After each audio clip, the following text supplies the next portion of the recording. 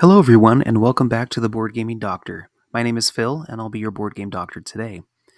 In this episode, I'm going to give a solo playthrough, solo teach, as well as a review for Life of the Amazonia. So, first, I'm going to go through the solo rules. This will be the solo rules only. So, please refer to the rulebook or to another excellent video out there teaching you the base game at the multiplayer level. I will skip over all of the rules that teach you how to play the game and just focus on the setup and gameplay of the automa that you play with in the solo mode. So, the solo mode is a game that is driven by an automa opponent that is utilized primarily through these tiles that you have that you draw from a bag, very similar to how you take your own turns. And there is a time tracker as well that we'll get into. And we'll also get into how you play different scenarios in the game, which are offered through the rulebook. However, we are going to go through the base scenario or scenario one, which is basically play the game as it is, set it up as freely as you would want to, with the animals that you choose to play with on whatever side that you choose, and beat your own score, basically. And we'll get into that as well. But to set up, you find the 8, 1, 2, 3, 4, 5, 6, 7, 8 automa tokens, and you place them into a bag, give them a good shuffle, and start with the start player token on the start marker here. Of note, there are two different sides that you can play with on this board. This is the easier side, and this is the harder side, the B side. As you notice here on the player or the time tracker for the automa, there are blank spaces that will have no effect. The comet-shaped spaces, when you advance onto them, is when you draw a tile from the automa bag and do its effect. And on the easier side, the A side, there are also bonuses along the way that you can pick up in the form of seeds, as well as this compost action, which is basically trashing a token from your bag or from your discard pile or hand to make things a little bit easier to get to. And so, as you notice on the back side, there are no bonus sides. There are just empty spots where nothing happens from the automa, but there are probably some more comet-shaped locations that when you land on them, you have to take out an automa token and utilize its effect.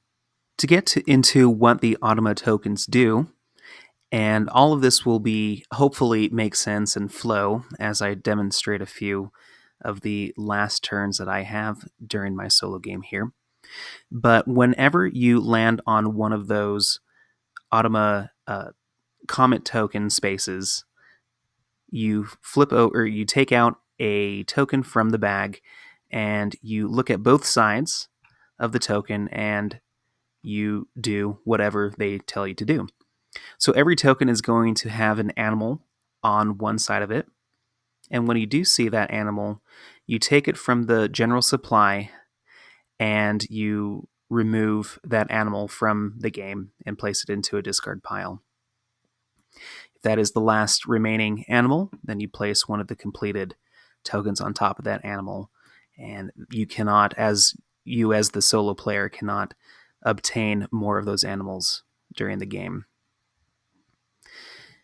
On the back side, it tells you additional things that you must do. First, the top actions tell you either to, as a benefit as a player, you may take the renew action. And as a reminder, the renew action is to discard one of the face-up terrain tokens, scenery cards, or insect cards, and place it into the discard pile. You can take up to 2, one of each, or one from 2 different of these markets, or 2 from the same, and you replenish those there. So if there are terrain types or cards that aren't compatible with your strategy, you can renew that. You have these icons as well that tell you to discard a card from a certain location in the row of that card type. For example, here, you would take the second from the left insect card from the insect row, which would be this katydid card, and you would place it in the discard and draw a new one to replace it. So it essentially cycles through the cards during the Automa's turn. And then finally, the bottom icon depicts the track that you move on with the Automa. And so in this case, they would move up on the River Flower track.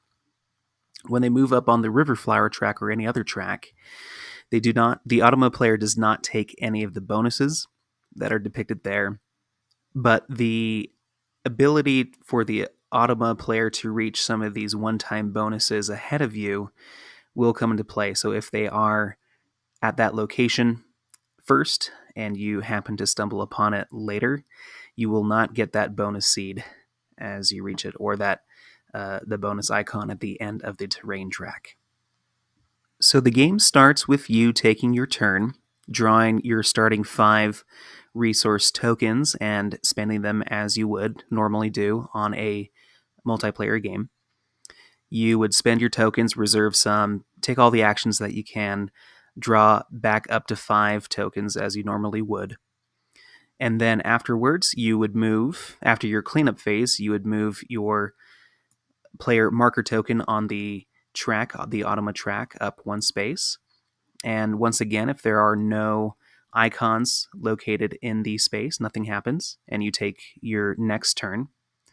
If there is a bonus, you pick up that bonus. If there is a comet icon, then you do the icon, or you take a tile from the bag and fulfill its requirements there.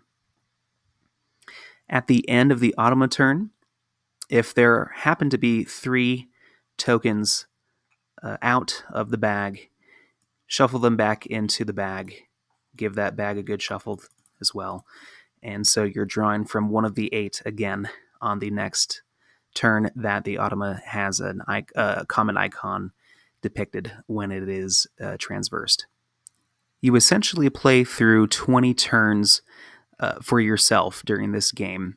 And so when the player marker here transverses over to the bell icon, that triggers the end of the game after your 20th turn, and you add up your score as you normally would during the multiplayer game using the score sheet here for all of the ways that you've been able to obtain points through animals and through different icons and tiles that you've been able to play out, leftover seeds as well. The 5-point bonus for finishing out the game is not utilized in the solo mode, so do not worry about this last point of point gathering.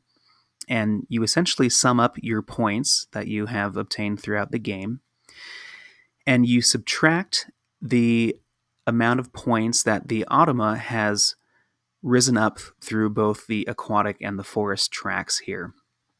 So if we were to score the game now, I would take whatever my score was minus the 4 points and 6 points that the Automa has transversed throughout the game, so 10 points. So minus 10 points from my end score, and that is the score that I get at the end of the game.